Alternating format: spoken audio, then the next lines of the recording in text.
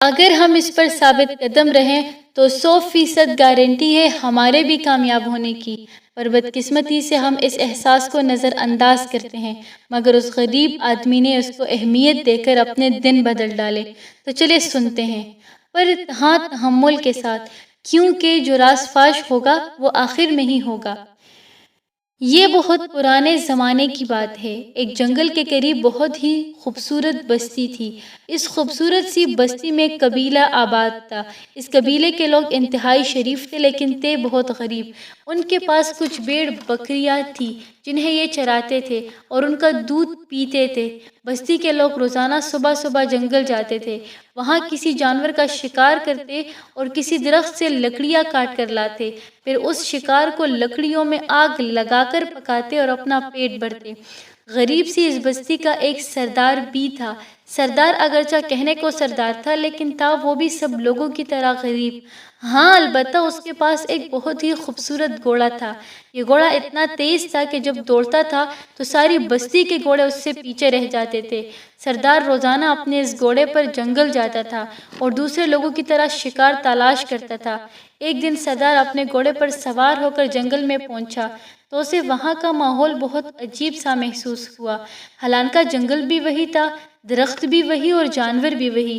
سردار نے سوچا جب سب کچھ وہی ہے تو پھر اسے عجیب عجیب کیوں محسوس ہو رہا ہے۔ کچھ دیر وہ یوں ہی کھڑا رہا اور پھر اس نے گھوڑے کو آگے بڑھا دیا۔ اسے بہرحال شکار تلاش کرنا تھا۔ بہت دور جانے کے بعد سردار نے دیکھا کہ ایک جگہ گھاس اگی ہوئی ہے اور ایک خوبصورت سی ہرنی اپنے بچے کے ساتھ گھاس کھا رہی ہے۔ سردار کو یہ منظر اتنا اچھا لگا کہ وہ ایک درخت کے پیچھے چھپ کر کھڑا ہو گیا۔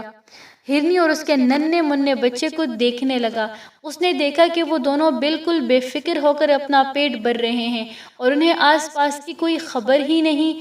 یہ صورتحال دیکھ کر سردار سوچنے لگا کہ اگر وہ ان دونوں کو پکڑ کر لے جائے تو کتنا اچھا ہو۔ یہ سوچ کر سردار یکدم درخت کے پیچھے سے نکلا اور اس نے گھوڑا ہرنی اور اس کے بچے کی طرف دوڑا دیا۔ ادھر ہرنی اور اس کے بچے نے ایک شکاری کو اپنی طرف آتے دیکھا تو جان بچانے کے لیے قریبی جھاڑیوں کی طرف دوڑ لگا دی۔ یہ دیکھ کر سردار نے بھی اپنا رخ جھاڑیوں کی طرف پھیر دیا۔ اب ہرنی اور اس کا بچہ آگے آگے دوڑ رہے تھے اور سردار اپنے گھوڑے پر سوار ان کا تعاقب کر رہا تھا۔ ہرنی چونکہ بڑی تھی اور پہلے بھی کئی بار شکاریوں سے بھاگ چکی تھی، اس لیے وہ لمبے لمبے قدم اٹھاتی رہی اور دیکھتے ہی دیکھتے بہت دور نکل گئی۔ لیکن اس کا بچہ بہت چھوٹا تھا، اسے صحیح طرح بھاگنا بھی نہیں آتا تھا اور اس نے زندگی میں پہلی بار کسی شکاری کو دیکھا تھا، اس لیے تھوڑی دیر بھاگنے کے بعد وہ تھک کر گر گیا۔ اتنی دیر میں سردار جو تیزی سے ان کے پیچھے آ رہا تھا، ہرنی کے بچے کے بالکل قریب پہنچ گیا۔ اس نے اپنا گھوڑا روکا، اس سے اترا اور ہرنی کے بچے کو جلدی سے پکڑ لیا۔ پھر اس نے چھوٹے سے خوبصورت ہرن کو اپنے بازو میں دبایا اور گھوڑے پر سوار ہو کر واپس چل دیا۔ آج وہ بہت خوش تھا اور سوچ رہا تھا کہ وہ اس خوبصورت بچے کو پالے گا اور جب وہ بڑا ہو جائے گا تو اسے بیچ دے گا، یوں اسے اچھی خاصی آمدنی حاصل ہو جائے گی۔ ادھر سردار ہرنی کے بچے کو اٹھا رہا تھا اور ادھر ہرنی جھاڑیوں تک پہنچ چکی تھی۔ وہاں پہنچ کر جب اس نے واپس مڑ کر اپنے بچے کو سردار کے ہاتھوں میں قید دیکھا تو سخت پریشان ہوئی۔ اس کا دل غمگین ہو گیا اور اسے بچے کی فکر ستانے لگی، مگر اب وہ بیچاری کر بھی کیا سکتی تھی کیونکہ سردار تو اس کے بچے کو لے کر واپس اپنی بستی کی طرف جا رہا تھا۔ چلتے چلتے سردار جب جنگل سے دور نکل آیا اور اپنی بستی کے پاس پہنچ گیا تو اچانک اسے یوں محسوس ہوا جیسے کوئی اس کا پیچھا کر رہا ہو۔ اسے بڑی حیرانی ہوئی کیونکہ جنگل میں تو اسے اپنے علاوہ کوئی انسان نظر نہیں آیا تھا۔ یہی سوچتے ہوئے جب سردار نے سر گھما کر پیچھے کی طرف دیکھا تو اس کی حیرت میں مزید اضافہ ہو گیا کیونکہ بچے کی ماں ہرنی تیز تیز قدم اٹھاتی اس کے پیچھے چلی آ رہی تھی۔ ہرنی کی آنکھوں میں آنسو تھے اور وہ بہت زیادہ پریشان نظر آ رہی تھی۔ اپنے بچے کی محبت اور اس سے پیار کی وجہ سے اسے رہا نہ گیا اور وہ شکاری سردار کے پیچھے چل پڑی۔ ایسا کرتے ہوئے اس نے سوچا کہ یہ نہ ہو کہ سردار اسے بھی پکڑ لے، لیکن بچے کی خاطر وہ سب تکلیفیں برداشت کرنے کے لیے تیار تھی۔ سردار نے بیچاری ہرن کو اس طرح اپنے پیچھے پیچھے آتے دیکھا تو اسے یوں لگا جیسے ہرنی اس سے کہہ رہی ہو کہ خدا کے واسطے میرے پیارے سے بچے کو چھوڑ دو، یہ میرا بیٹا ہے، اسے میرے حوالے کر دو۔ یہ منظر دیکھ کر سردار سے زیادہ دیر رہا نہ گیا، اس کا دل بھر آیا اور وہ سوچنے لگا کہ آج میں نے اپنی زندگی کا سب سے بڑا گناہ کیا ہے۔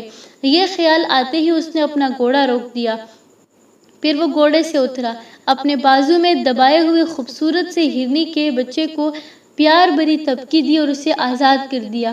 بچہ جو اب تک سہما ہوا تھا، اپنی ماں کی طرف دیکھ کر اس کی جانب بھاگا اور چھوٹی چھوٹی چھلانگیں لگاتا ہوا اس کے پاس پہنچ گیا۔ ہرنی نے اپنے بچے کو پیار کیا، گلے سے لگایا اور انتہائی خوش نظر آنے لگی۔ پھر اس نے اپنے بچے کو ساتھ لیا اور واپس جنگل کی طرف چل دی، مگر سردار بہت دیر تک وہاں کھڑا رہا اور ان دونوں کو جاتے دیکھتا رہا۔ ہرنی بار بار مڑ کر اس کی طرف دیکھتی رہی تھی، جیسے وہ اس کا شکریہ ادا کر رہی ہو اور اس کی رحم دلی کی تعریف کر رہی ہو۔ یہ دیکھ کر سردار کی خوشی میں مزید اضافہ ہو گیا۔ پھر جب تک ہرنی اور اس کا بچہ جنگل کے گھنے درختوں میں غائب نہیں ہو گئے، اس وقت تک سردار وہیں کھڑا رہا۔ آج شام جب سورج غروب ہو رہا تھا تو سردار اپنی بستی میں واپس داخل ہو رہا تھا۔ دن بھر کی بھاگ دوڑ کے بعد وہ اور اس کا گھوڑا بری طرح تھک چکے تھے، لیکن اس کا دل بہت خوش تھا۔ وہ سوچ رہا تھا کہ آج اگرچہ اس نے کسی جانور کا شکار نہیں کیا اور نہ ہی وہ لکڑیاں کاٹ کر لا سکا، لیکن اس نے جو نیکی کی ہے اللہ تعالیٰ اسے اس کا انعام ضرور دے گا۔ یہی سوچتے اس نے عشاء کی نماز پڑھی اور پھر اپنے بستر پر جا کر سو گیا۔